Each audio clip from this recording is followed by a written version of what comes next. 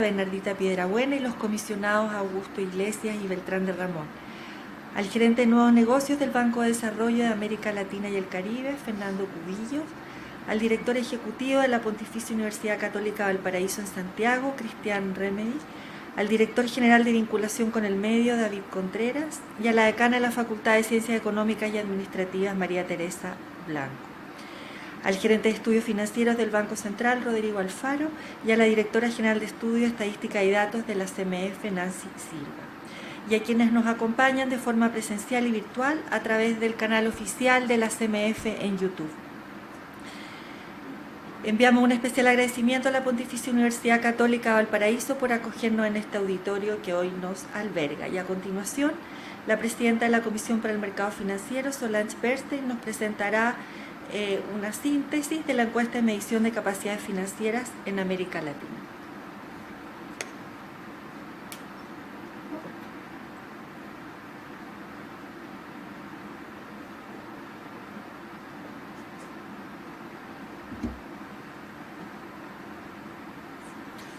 Muy buenos días a todos y todas. Agradecer nuevamente a la universidad por darnos este espacio y saludar a quienes hoy día nos acompañan.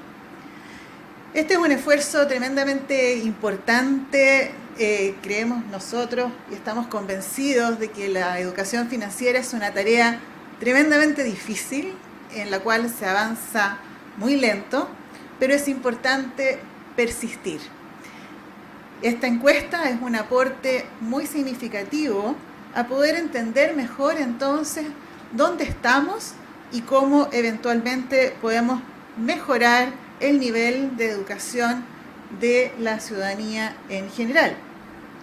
La Corporación Andina de Fomento, la CAF, en asociación con la CMF, la Comisión para el Mercado Financiero, han financiado y auspiciado esta segunda aplicación de la encuesta de medición de capacidades financieras.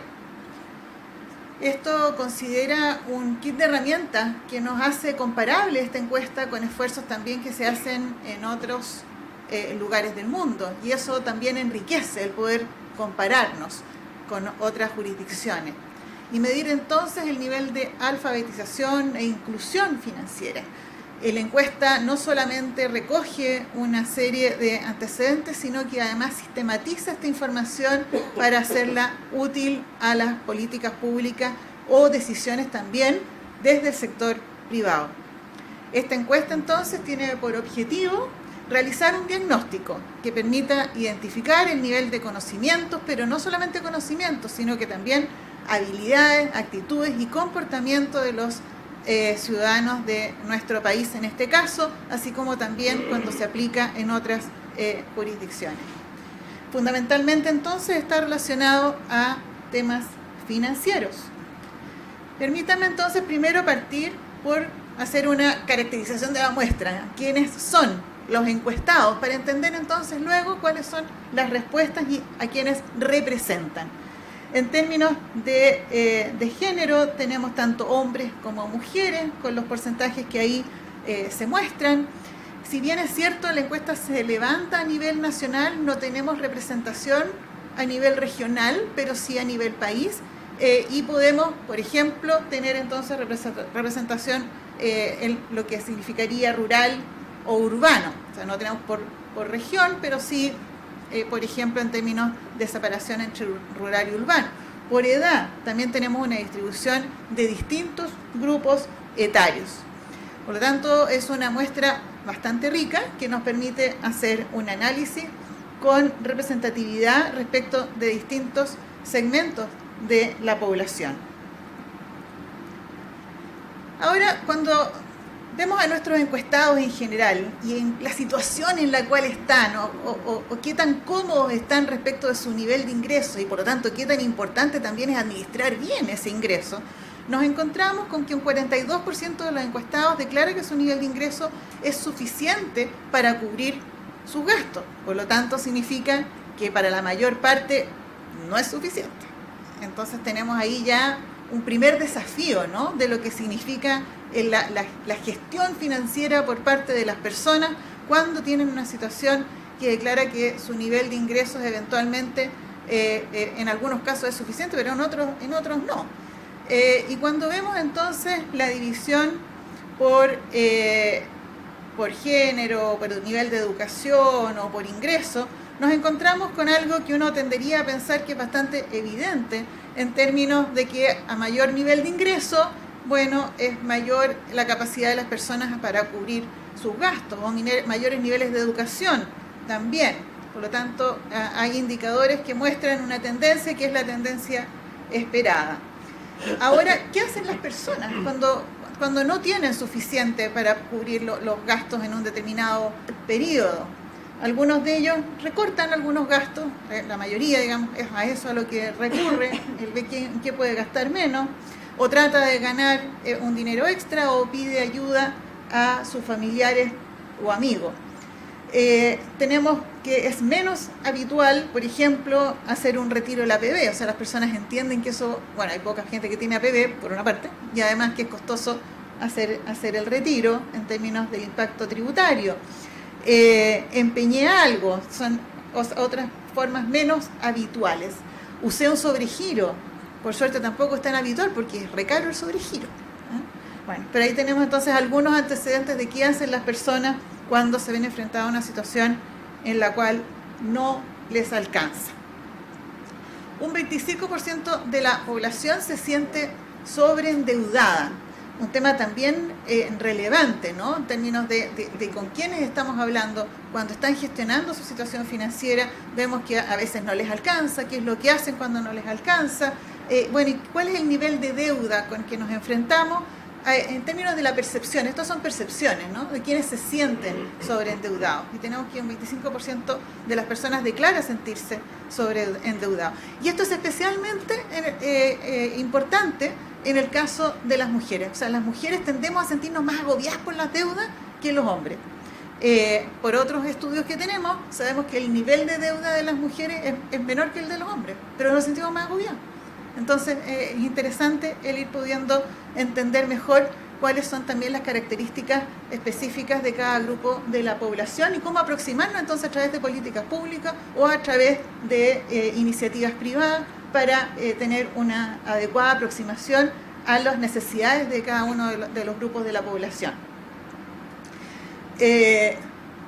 En términos de ingreso, por ejemplo, cuando vemos niveles de ingreso más bajos, bueno, es mayor la percepción o sensación de sobreendeudamiento, cosas que uno podría esperar. En términos de educación también, niveles de educación más bajos también tienen la impresión de estar más sobreendeudados. Veamos entonces, ahora yo les decía que una característica que tiene esta encuesta no es solamente hacer el levantamiento de las preguntas, sino que a partir de esa información construir indicadores, hacer un análisis o sistematizar la información de una manera que nos entregue herramientas para la toma de decisiones. Y eso es bastante rico en términos de este reporte que estamos haciendo público en conjunto con la CAF, porque tiene esta metodología que ha sido probada, testeada por mucho tiempo, que se aplica en distintas jurisdicciones y por lo tanto resulta ser bastante informativa.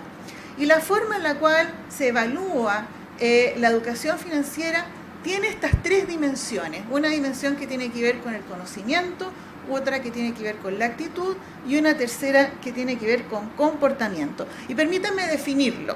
Cuando hablamos de conocimiento estamos hablando de entender, de los términos, de saber qué es lo que es la inflación, una tasa de interés, qué es lo que significa el riesgo, la diversificación de ese riesgo.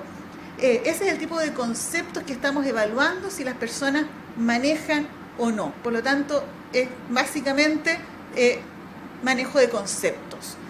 En el caso de la actitud, estamos hablando como de la predisposición de las personas para luego eventualmente tomar una decisión u otra.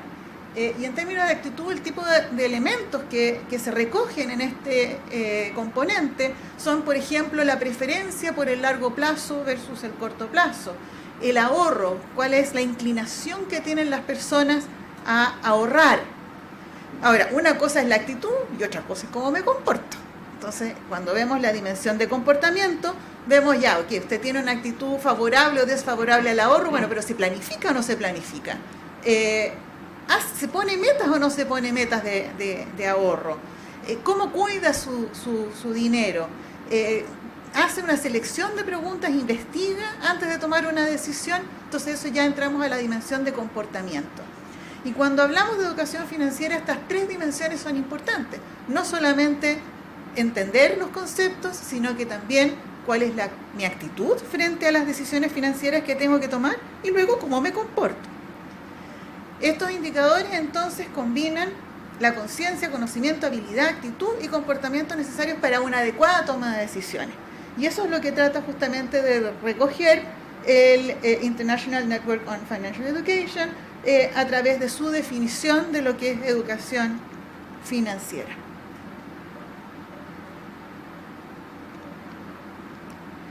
Bueno, entonces, ¿cuáles son los resultados para el caso de Chile?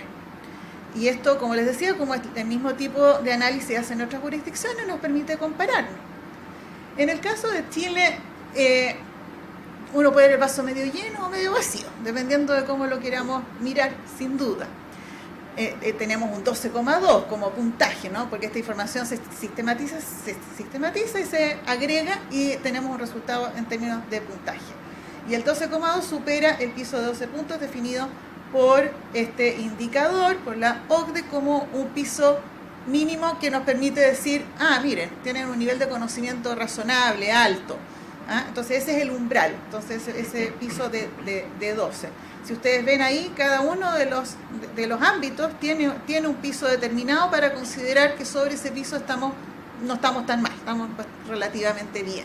Entonces el piso en conocimiento es 5, el piso en actitud es 3 y el piso en comportamiento es 6. Y si agregamos todo, bueno, en Chile estamos sobre el piso. 58% del puntaje máximo de 21 puntos, pero es inferior a lo que se observa en la OCDE. Entonces aquí tenemos este vaso medio lleno, estamos sobre este piso, pero estamos por debajo de la OCDE. Cuando vamos viendo por ámbito, en el caso de conocimiento, un punto a destacar es que tenemos dos mediciones a todo esto en el caso de Chile, 2016 y 2021. Por lo tanto, esos dos resultados están reflejados acá de manera comparable y lo que se observa en el caso de conocimiento es que estamos algo mejor. Por lo tanto, las personas hoy día entienden mejor los conceptos, como por ejemplo el concepto de inflación. Ahora, esto puede estar inducido porque hemos vivido la inflación últimamente. Por lo tanto, es algo que a lo mejor las personas antes lo tenían más lejano o no lo entendían bien y ahora los hechos nos han resaltado, o la tasa de interés. Son conceptos que hoy día la gente maneja más. Y puede ser porque justamente han sido más temas a nivel general que lo que eran antes.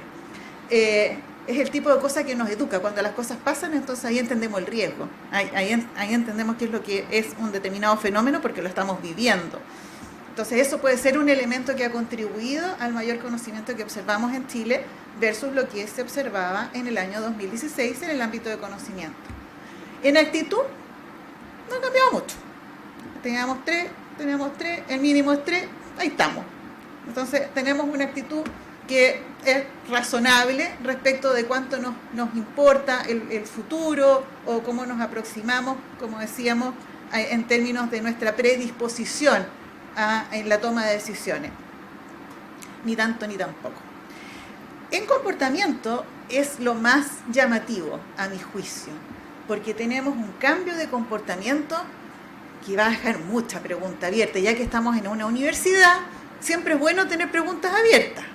Por lo tanto, esperamos que estos antecedentes nos ayuden a identificar al menos cuál es la pregunta, aun cuando no tengamos tantos elementos todavía para dar una respuesta. Pero estábamos sobre el mínimo de 6 en el año 2016 en términos de comportamiento y ahora bajamos a 4,9.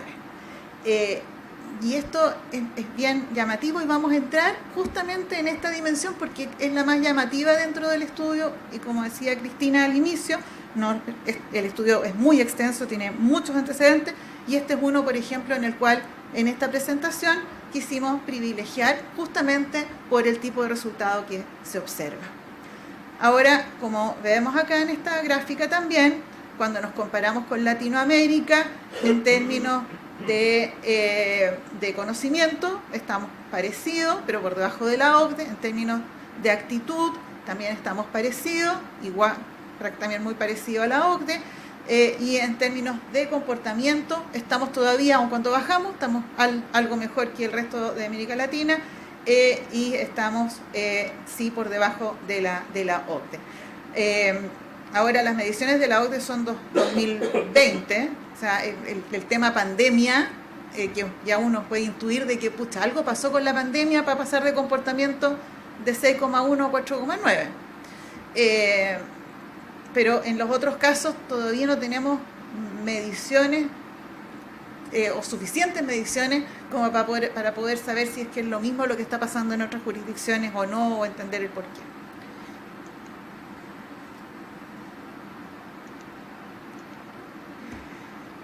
Cuando entonces yo les decía que íbamos a entrar a la dimensión de comportamiento, ¿no? Porque aquí veamos, bueno, ¿qué es lo que está pasando detrás de este indicador que nos está mostrando un comportamiento distinto, podemos decir, pre-pandemia o post-pandemia, 2016-2022? Y especialmente esto obedece a un retroceso a lo que se denomina el concepto en este estudio, o lo que podemos entender como resiliencia de los hogares, y una menor disposición a ahorrar. De alguna manera nos afectó la planificación de ahorro de largo plazo o nuestras acciones activas para generar mayor ahorro, sobre todo entonces en el largo plazo. Es como que nos pusimos cortoplacistas, estamos pensando más en el hoy que en el mañana. Eso puede ser porque tenemos menos capacidad de ahorro, tenemos menos recursos. La pandemia sufrimos sin duda el impacto económico que eso significó en los hogares, o también el pensar, pucha, parece que la vida es más corta de lo que pensábamos, o estamos más en riesgo de lo que pensábamos, ¿no? Entonces habría que entender qué es lo que está pasando detrás de este indicador o este comportamiento que el indicador refleja. Como vemos en esta lámina, cuando vemos las principales bajas que se observan acá, es justamente me pongo metas financieras de largo plazo y ese indicador baja. El otro indicador que baja es, en términos de resiliencia, puedo cubrir gastos inesperados, sin crédito o ayuda de familiares, baja. Tengo menor capacidad entonces de cubrir imprevistos. Y esto es como bien contradictorio, porque tengo menos capacidad de cubrir imprevistos, pero no me planifico, o no me pongo metas al menos. Soy favorable al ahorro, no soy tan favorable. Entonces, ¿cuánto es capacidad y cuánto es mayor cortoplacismo? Entendiendo también que el indicador de actitud no cambia. Entonces, no cambia mi actitud, pero mi comportamiento es el que cambia, donde tengo un comportamiento en el cual soy menos favorable al ahorro o me planifico menos. Incluso vigilo personalmente mis finanzas, también bajan. Entonces, estoy más apretado, pero vigilo menos, ¿eh? Como que no quiero ver, de alguna manera. Evalúo mi capacidad de pago. Todos esos indicadores presentan alguna baja. Por lo tanto, en América Latina se ve también una baja de este mismo tenor en los países en los cuales se ha hecho la encuesta. Habrá que ver en otras jurisdicciones a medida que se vayan haciendo mayor número de encuestas. Y va a ser relevante, ¿no? Evaluar qué es lo que está pasando y cuáles son las causas y cuáles son eventualmente acciones remediales.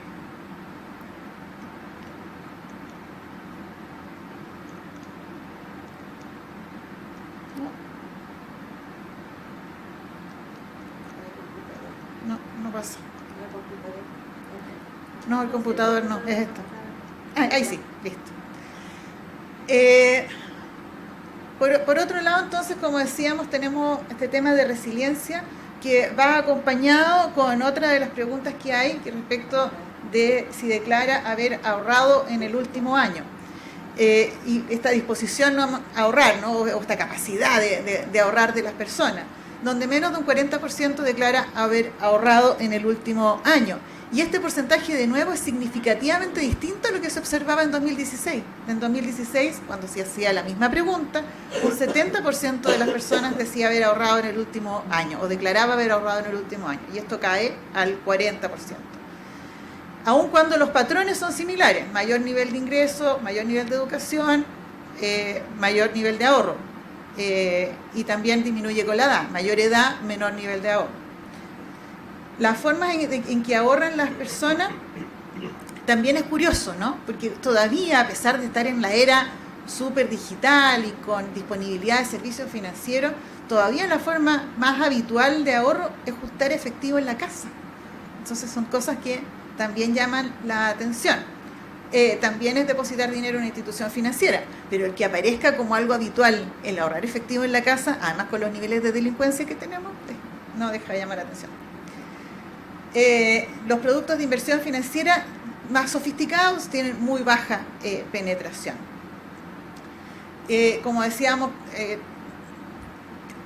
si bien es cierto, no mucha gente tiene o bajó el número de personas que tienen metas de largo plazo, todavía sigue siendo más de la mitad que responde que sí tiene metas de largo plazo. Por lo tanto, baja, pero todavía es un porcentaje relativamente significativo el que tiene metas de largo plazo, un 52%. Ahora, ¿para qué? ¿Para qué ahorran para largo plazo? Para comprar vivienda, para viajar. Ese es el tipo entonces de razones detrás del ahorro, para financiar estudios, etc.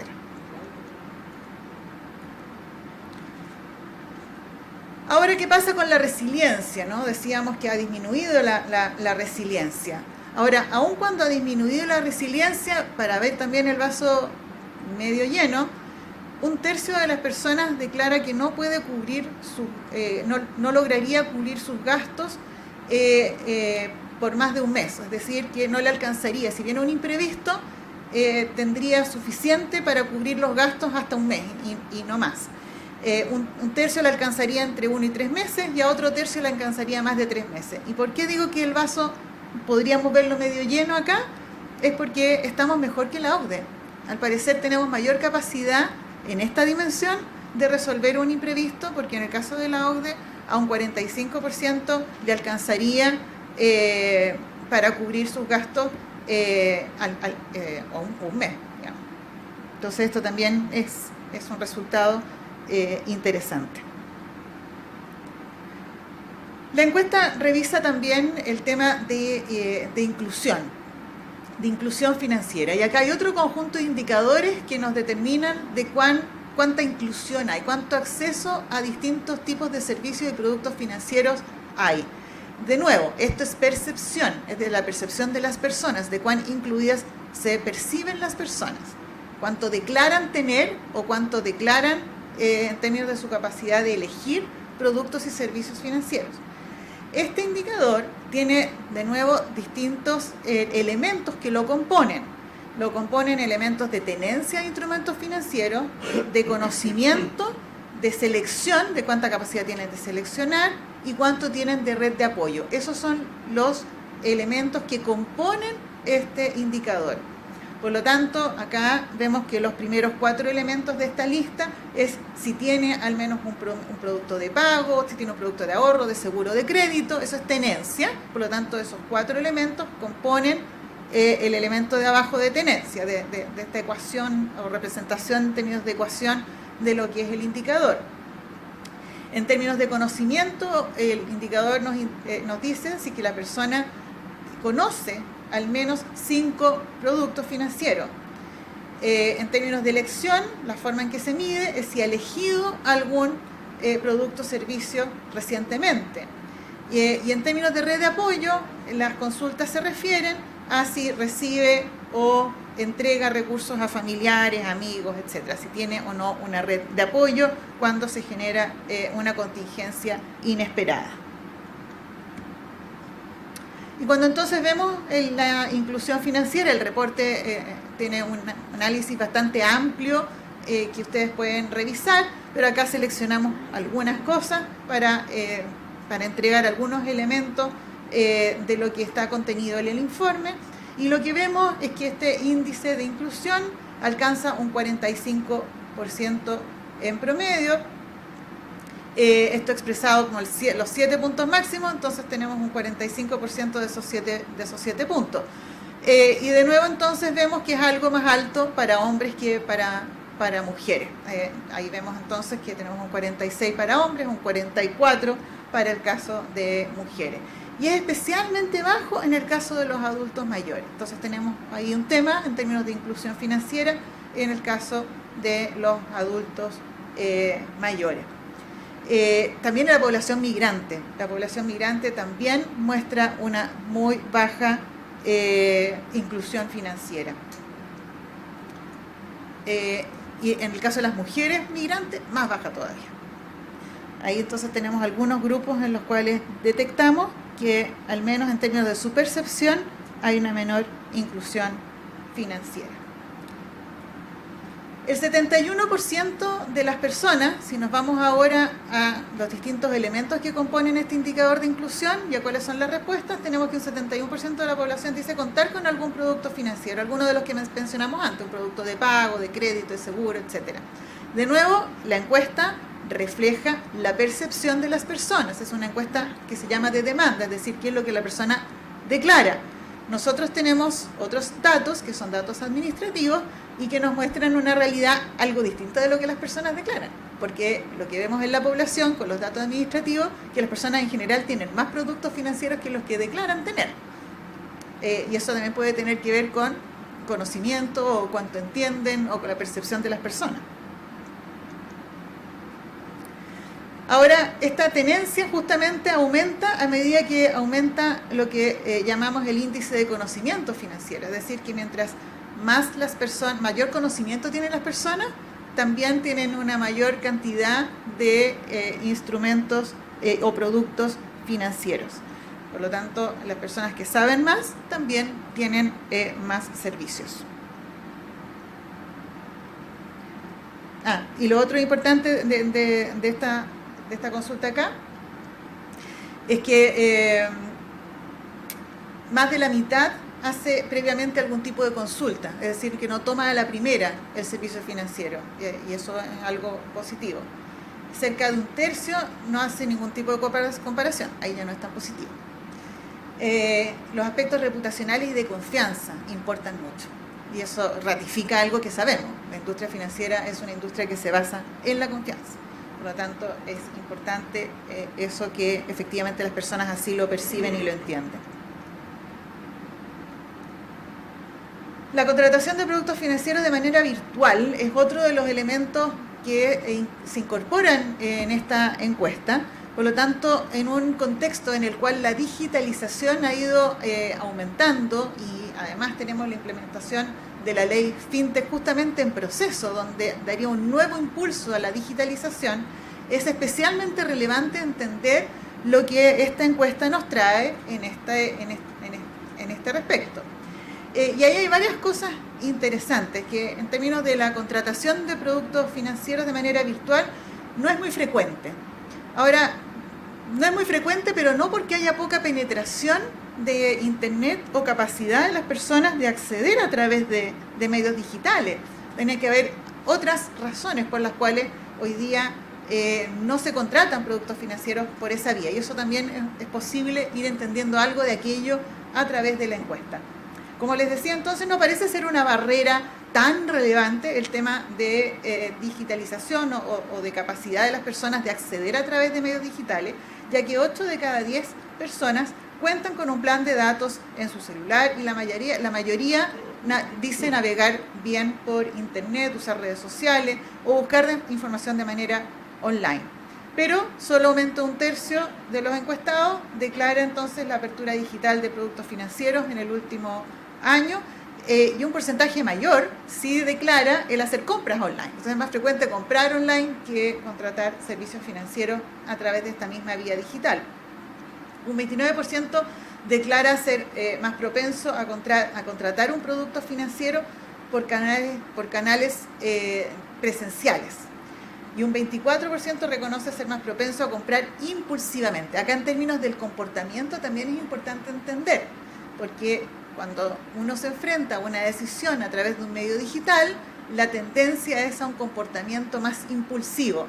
Esto de las cosas cuando están a un clic o a 2 clics, entonces genera eventualmente una mayor propensión a que las personas enganchen rápidamente y eventualmente sin una adecuada reflexión respecto de si en realidad lo necesita o no lo necesita, o si las características del servicio o producto son en realidad lo mejor para esa decisión en particular. Así que es importante tener estas cosas a la vista cuando estamos justamente en la fase de implementación de la ley FinTech. Ahora, cuando hablamos de educación financiera digital, de nuevo lo que hace esta encuesta, o lo que se hace a partir de la encuesta, es sistematizar los resultados a través de indicadores en estas mismas 3 dimensiones que conversábamos antes: conocimiento, comportamiento y actitud. Y nuevamente es interesante los resultados en esta dimensión.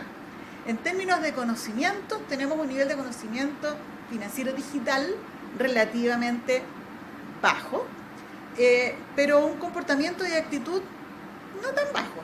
O sea, no estamos tan mal en comportamiento o actitud.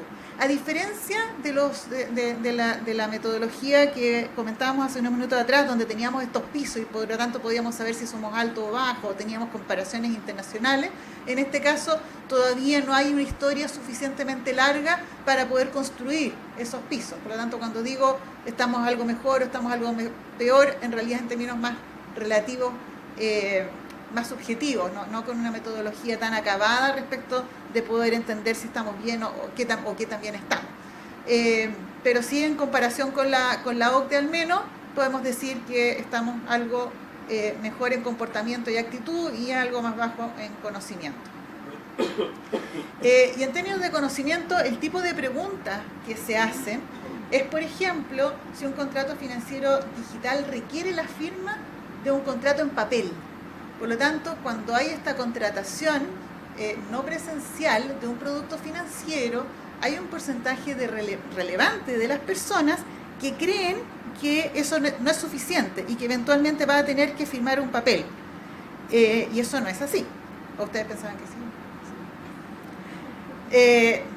Por lo tanto, eventualmente una persona puede tomar full digital un servicio de producto financiero y eso inmediatamente ya lo compromete. Entonces, si la persona está pensando de que, no importa porque hago clic acá y si no me piden después un papel o no firmo un papel, esto no es válido,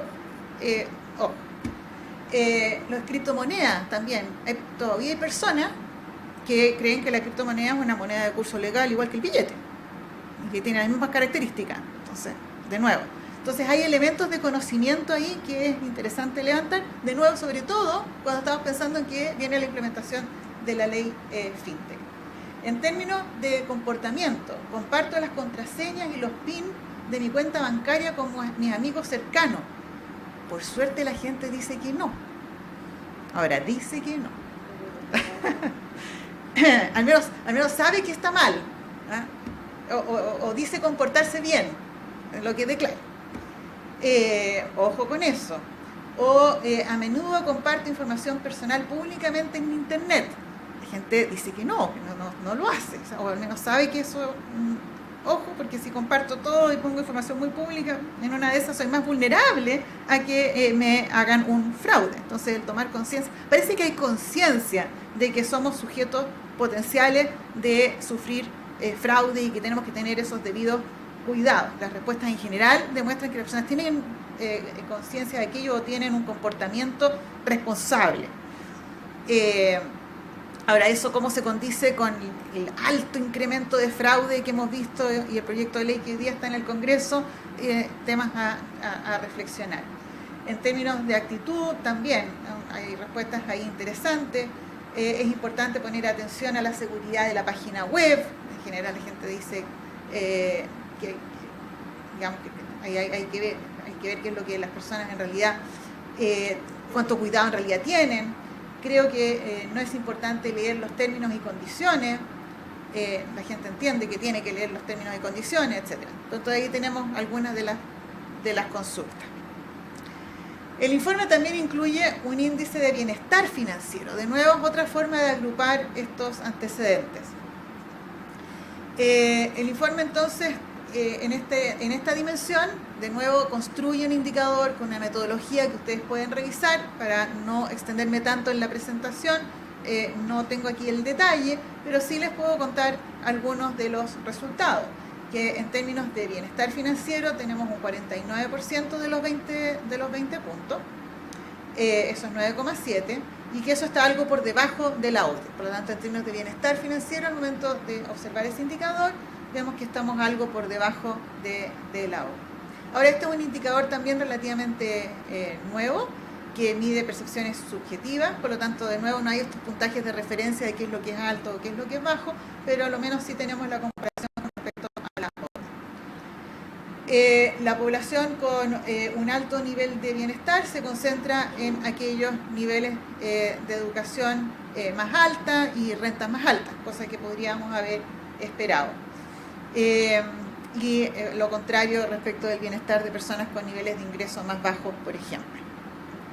Permítame entonces ir concluyendo con algunos mensajes generales que creemos que son relevantes y que aporta este informe luego para la toma de decisiones, como les decía, en términos de políticas públicas o acciones también del sector privado.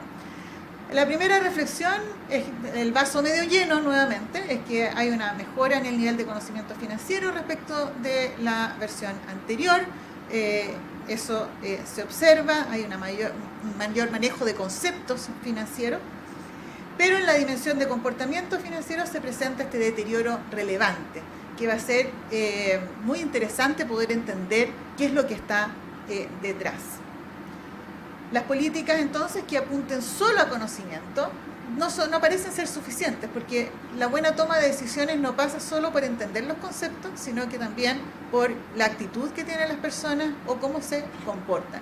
Por lo tanto, nos lleva este informe y sus resultados a tomar conciencia para quienes tienen que diseñar política respecto de estos otros elementos que hay que tener en consideración. Existen importantes desafíos en términos de digitalización.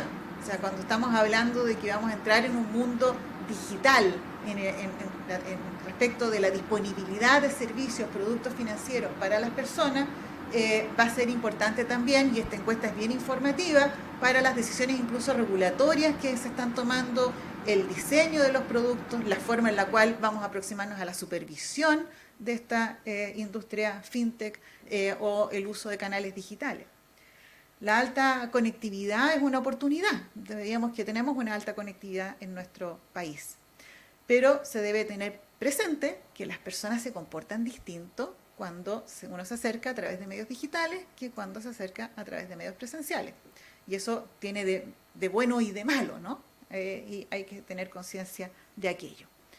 Y en términos de bienestar financiero, se observa que en el caso de las mujeres, sobre todo las migrantes, hay una mayor sensación de agobio por el sobreendeudamiento. Entonces, el tema de sobreendeudamiento, al parecer, al menos en el caso de las mujeres, es un tema que preocupa, ¿no? El cómo, de alguna manera, nos podemos hacer cargo de aquello. Muchas gracias.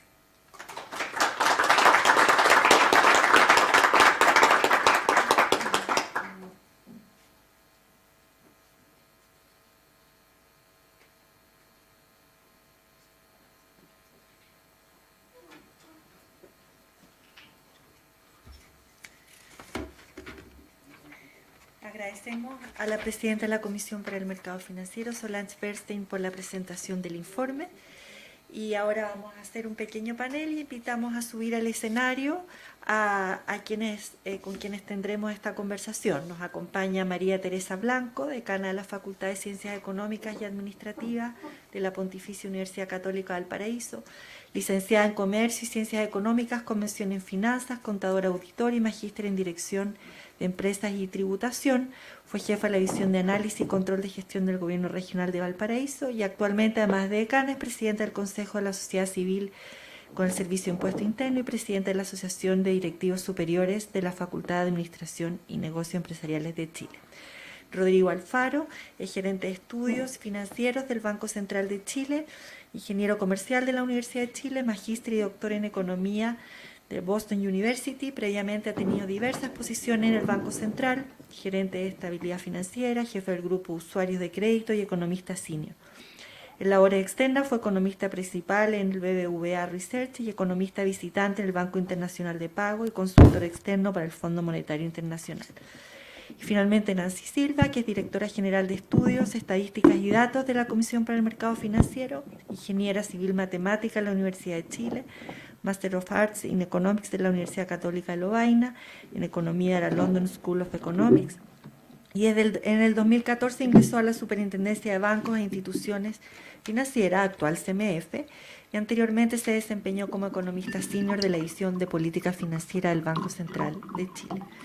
Durante su trayectoria ha liderado diversos proyectos de investigación y regulación de las industrias bajo supervisión de la actual CMF, entre ellas la última modificación a la Ley General de Bancos y la implementación de las normativas de liquidez y capital de Basilea.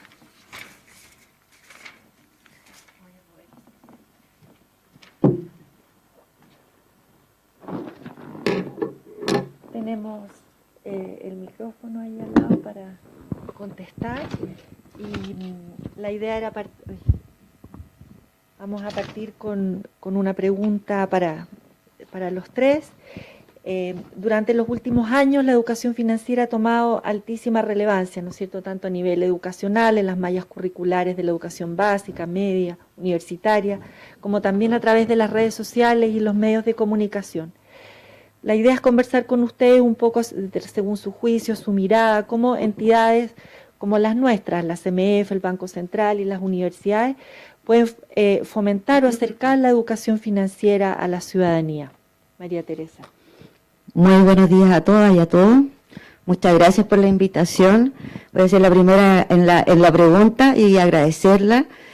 Como universidad y especialmente como Pontificia Universidad Católica de Valparaíso, claramente hemos aportado a este crecimiento en la población, y los números indican que mientras mayor educación en niveles superiores, es mejor la educación financiera. Nosotros a nivel de universidad tenemos programas de apoyo sociales a los estratos inversos a nosotros, pero también debemos ser conscientes de que no con un taller vamos a solucionar el problema. Yo creo que aquí requiere un trabajo conjunto de los que estamos precisamente acá, porque estamos haciendo actividades cada uno por su lado, y perfectamente podemos tener actividades con una medición de impacto. Pero también, creo yo, aprovechando el indicador que estaba diciendo lo digital, la directora, creo que hoy día tenemos una oportunidad tremenda en el ámbito digital. ¿Por qué? Porque podemos impactar con simuladores o con otras herramientas más avanzadas a jóvenes, hacer herramientas atractivas para una población que hoy día no estamos llegando y que demuestra, según la encuesta, que tiene una brecha significativa. Creo que es tremendamente importante la incorporación de tecnología, inteligencia artificial, de modo tal que hay una población que empieza desde lo escolar a tener esta formación. No creo que solo llegue a nivel universitario o cuando ya está en la vida adulta. Creo que la formación escolar impactada por estas nuevas tecnologías puede ser una de las herramientas, sin perjuicio, insisto, que no es solo una solución. Y me estoy tratando de ajustar al tiempo. Gracias, María Teresa. Nancy.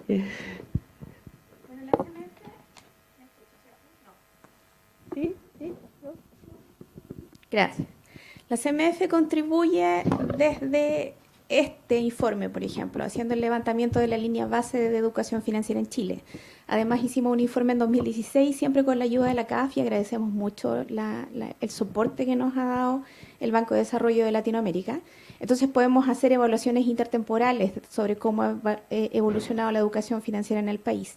Hoy se publicó, hace un poquito, un informe de la OCDE haciendo comparaciones con datos a 2023. Las conclusiones que presentamos hoy no cambian mucho, los niveles por supuesto sí, y ese tipo de información nos permite identificar focos de interés. Hablábamos de las mujeres, por ejemplo, de las mujeres migrantes en particular, de los adultos mayores, de las poblaciones más jóvenes, y cada uno tiene sus propias necesidades. Los resultados que mostró la presidenta decía que en conocimiento mejoramos, pero perdimos puntaje en comportamiento. Eso nos habla del tipo de actividades que tenemos que hacer para aumentar las capacidades financieras. No sirve seguir explicándole a la gente qué es una tasa de interés y qué significa la inflación. Hay que mostrarles ahora qué impacto tiene en sus vidas el hecho de tomar créditos que no necesita o hacer gastos que no necesita. Eso es comportamiento. Y cómo diseñamos esa política va a impactar en qué resultados tengamos.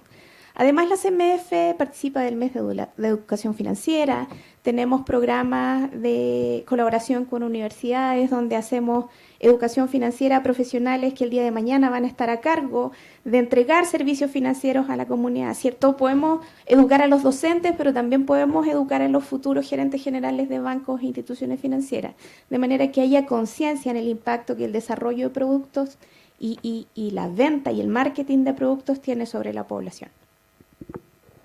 Ricardo. Bueno, muchas gracias por la invitación. Bueno, quería primero agradecer que el esfuerzo que hace la CMF con la CAF de tener esta encuesta. Es bueno tener información, saber, como dijo Nancy, dónde están los focos, dónde se puede avanzar. Por el lado del banco, recientemente sacamos un blog donde explicamos un poco cuál es la idea de que un banco central esté interesado en educación financiera. Y ahí mostramos que, como se ha dicho previamente, es muy importante tomar decisiones informadas, ¿cierto? Entonces, parte de estos elementos que estamos discutiendo acá es que la gente esté informada, y aquí se ha dado varios puntos de referencia. La encuesta toma adultos mayores. Lo que hacemos en el banco desde hace casi 20 años es tener varios programas. Tenemos programas que están dedicados a los escolares, ¿cierto? A los secundarios, programas que están dentro de la economía más cerca, que tratan temas económicos, tratan temas financieros. También tenemos programas para los profesores, para que ellos puedan transmitirle a los alumnos, ¿cierto? Que son profesores y estudiantes de pedagogía, que se llama La Ciudad de las Oportunidades. Entonces, así acercamos por otro canal a, digamos, a más gente. Estamos tratando de tener distintos públicos. Y por último, también tenemos un programa en realidad. Hemos tratado de que nuestros informes, que son bastante más técnicos, tengan llegada al público más general para poder entender los mensajes que precisamente ha mencionado Nancy. No necesariamente van a gente que ya está educada, sino que hay gente que está tomando las decisiones, ¿cierto? Con esta infografía nosotros queremos dar conocimiento de qué está pasando con la inflación, qué está pasando con la situación financiera. Entonces, esos son los tres, digamos, enfoques que por el lado del banco estamos aportando en esta dimensión. Muchas gracias. La encuesta muestra diferencias importantes entre percepción y realidad, ¿no es cierto? Por ejemplo, las personas tienden a identificarse con una...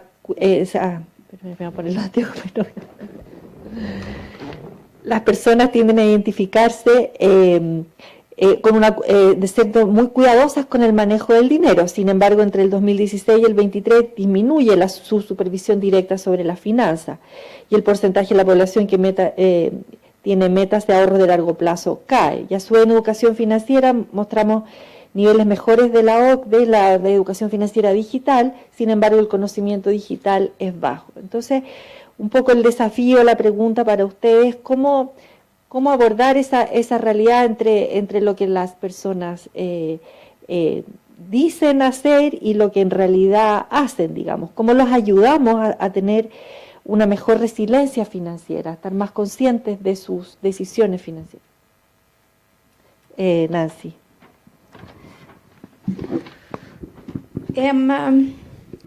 Bueno, la resiliencia, el concepto de resiliencia en la metodología de la OCDE es la construcción de colchones para que me ayuden a soportar momentos en que tengo un estrés financiero. Entonces construyo colchones ahorrando, construyo colchones gastando menos en cosas que no necesito, construyo colchones teniendo una red de apoyo que me soporta cuando tengo un problema.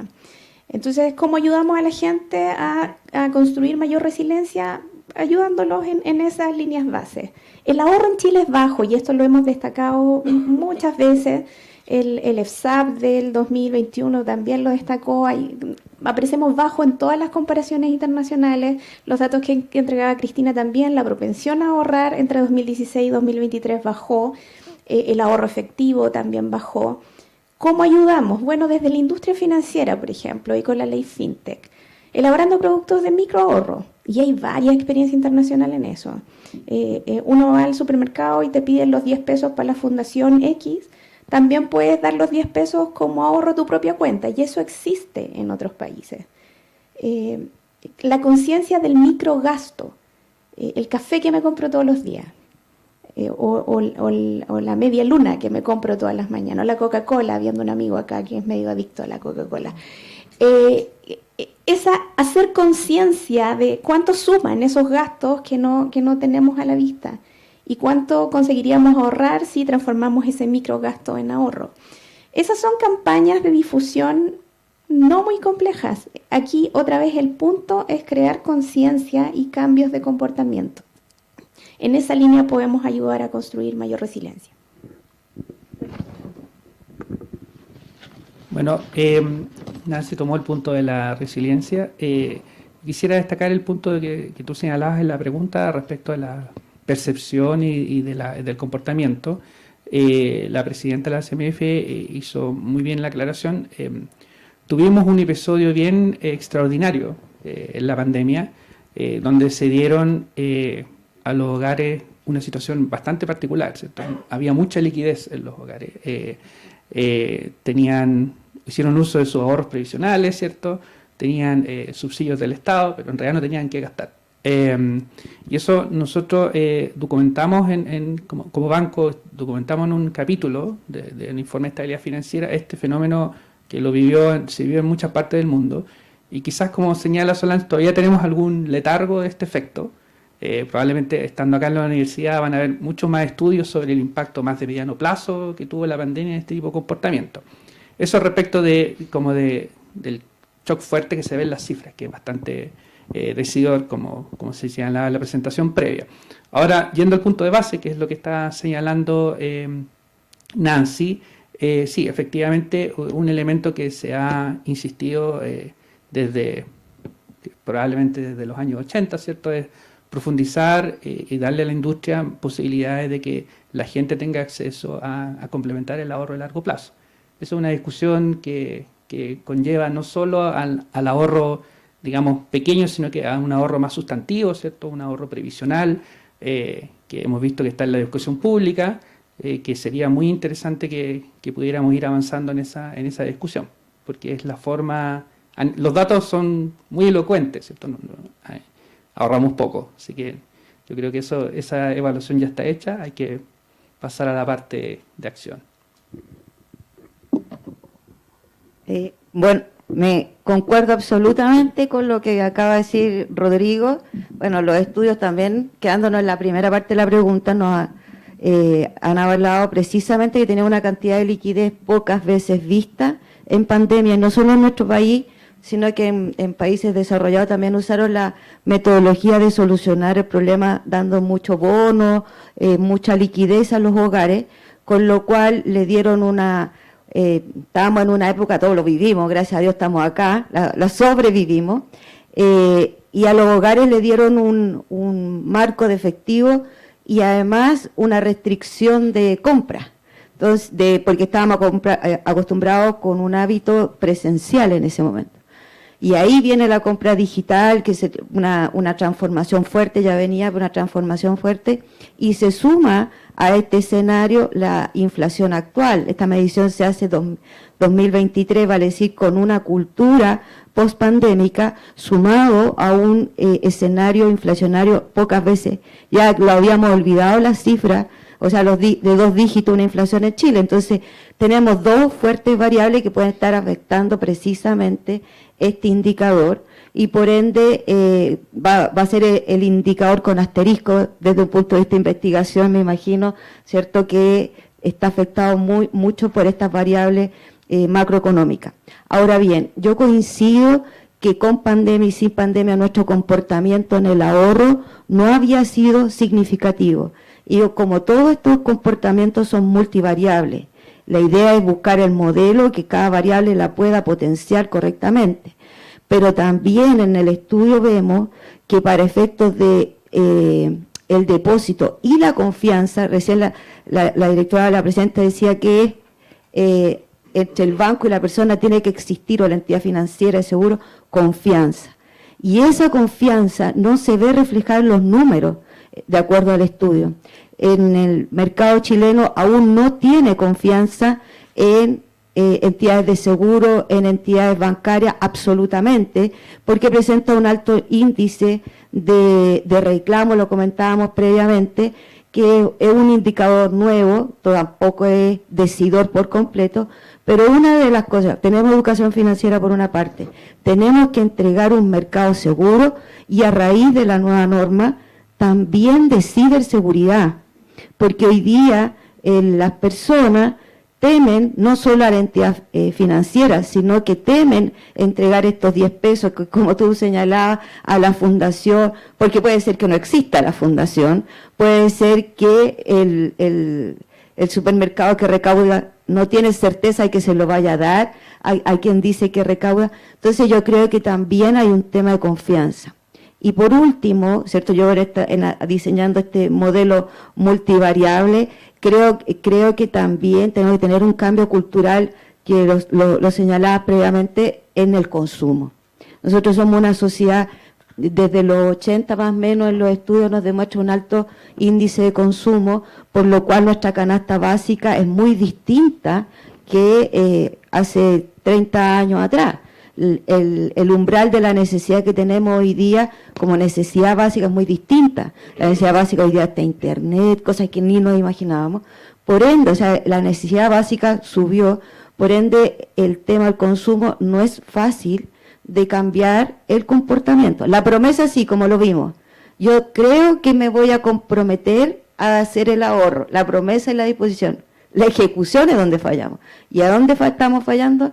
Precisamente en esta tendencia alta al consumo. Y porque estamos formados como consumistas. Entonces no es fácil de un día para otro cambiar esa mentalidad. Creo que viene un cambio cultural y debiera haber una política pública que tienda a esta mejora. Muchas gracias, María Teresa. Y bueno, y dejamos a la luz de los datos hoy entregados como el desafío de crear las nuevas políticas y programas a través de las instituciones que ustedes presiden.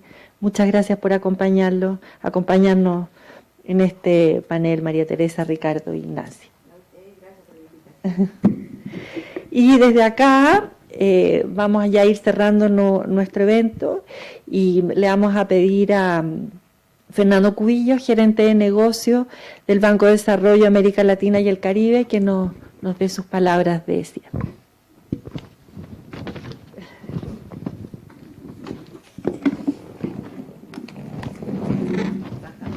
Oye.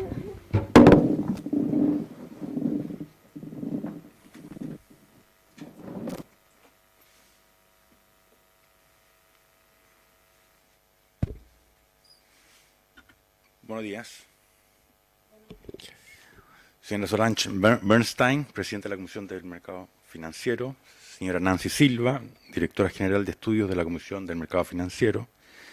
Señora María Teresa Blanco, decana de la Facultad de Ciencias Económicas y Administrativas de la Pontificia Universidad Católica de Valparaíso. Y señor Rodrigo Alfaro, gerente de estudios financieros del Banco Central de Chile. Lo primero, agradecer la exposición de la señora Bernstein y este panel. Ha sido bastante interesante este intercambio y todo lo que estamos aprendiendo.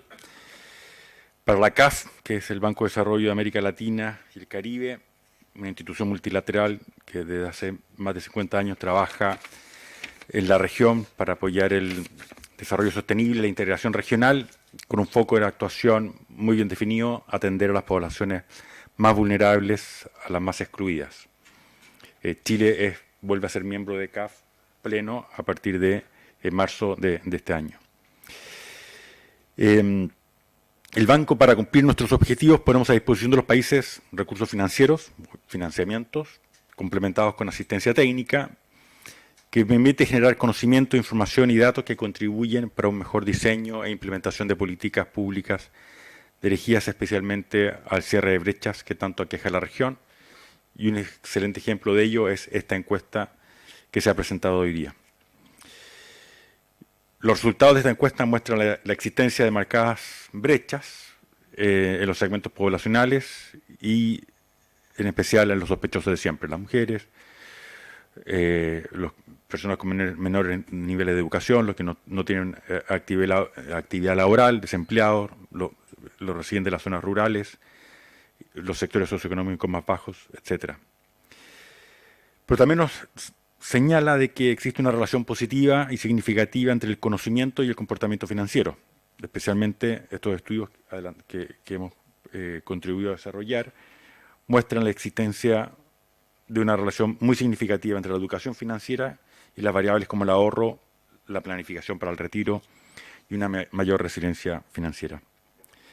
Por ello, para nosotros, para CAF, la educación financiera es crítica para la inclusión. No solo facilita el uso efectivo de los productos financieros, sino que también ayuda a que las personas desarrollen las habilidades para comparar y seleccionar los mejores productos para sus necesidades y las empodera para ejercer sus derechos y responsabilidades.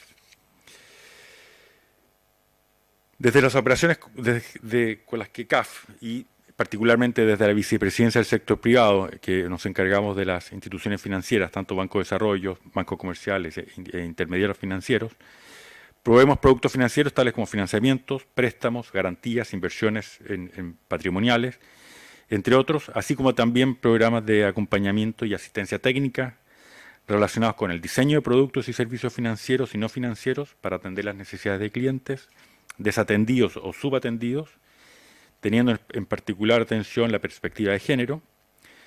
2. Programas de educación financiera basados en economía conductual para generar cambios de comportamiento que promuevan la inclusión financiera. Programas de transformación digital para entidades microfinancieras que ayuden a desarrollar su madurez digital. Lo vimos hoy día, la digitalización ayuda a este proceso. 4. Estrategias para medir y mejorar los niveles de bienestar financiero de los clientes, teniendo en cuenta la perspectiva de género. Y 5. Apoyo a los países en desarrollo y modernización de su marco regulatorio institucional relacionado con la inclusión financiera. Y todo este trabajo que venimos adelantando requiere contar con información que provea diagnósticos oportunos de la situación de la inclusión y educación financiera en los países de la región. Y es por ello que hemos hecho esta encuesta en 11 países, siendo Chile obviamente uno de ellos. Una de las lecciones más relevantes que se puede extraer de los recientes episodios de crisis financieras es el desconocimiento y desinformación de gran parte de la población sobre temas básicos en economía y finanzas, lo cual limita su capacidad para tomar decisiones responsables y competentes.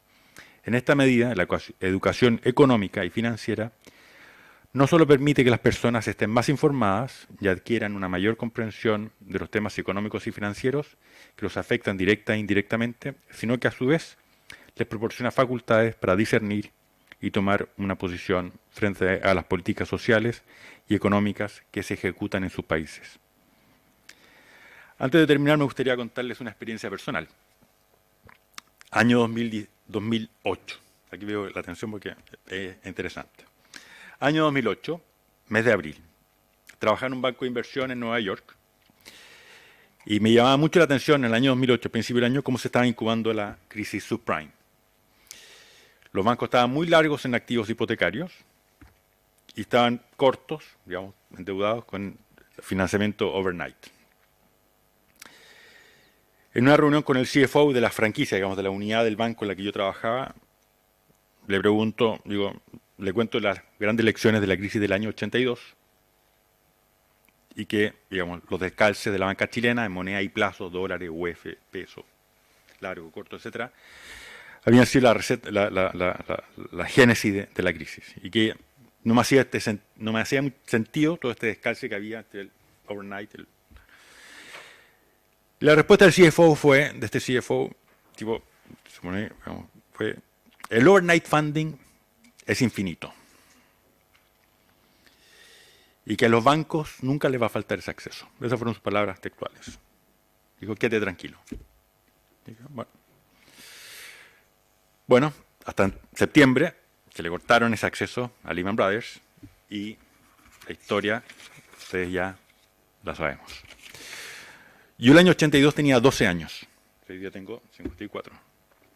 Y la crisis, esa crisis financiera, que la vivimos, digamos, mi generación y los más, fue la gran lección financiera que tuvimos en ese tiempo. Por todo esto que una ciudadanía educada, mejor educada en temas económicos y financieros, no solo puede contribuir al mejor funcionamiento de la economía, sino que también a las políticas públicas sean más efectivas. Al empoderar a las personas para que tomen decisiones más informadas, se incrementa la probabilidad de que dichas decisiones sean mejores y a su vez que los ciudadanos sean capaces de controlar su futuro financiero, lo cual tiene un claro impacto positivo en su bienestar y el de sus familias. Confiamos que los resultados de esta encuesta de capacidades financieras proporcionen información valiosa para el diseño de las políticas públicas, así como los productos y servicios de las instituciones financieras, que promueven la inclusión y educación de los chilenos con el consecuente impacto en el desarrollo económico y social. Muchísimas gracias.